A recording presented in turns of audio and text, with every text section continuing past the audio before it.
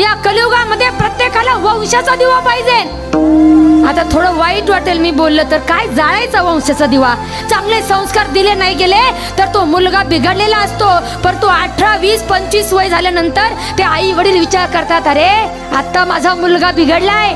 परंतु त्या मुलाचं लग्न करून दिल्यानंतर, बायको आल्यानंतर मग मात्र माझा मुलगा सुधारेल. मग त्या मुलाचं लग्न केलं जातं आणि आयुष्यभराचं दुखणं त्या पत्नीच्या जीवनामध्ये येतं. परंतु पहा, लग्न झाल्यानंतर तिचा नवरा जर का दारू प्यायला लागला, वाईट वागू लागला, तर घरामधले आणि समाजामधले प्रत्येक व्यक्ती बोट दाखवत असते. कुणाकडं?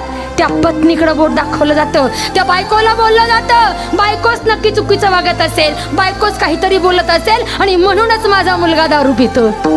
हो, तुम्ही मुलाला सुधारा आणि मग मुलांचं लग्न करा.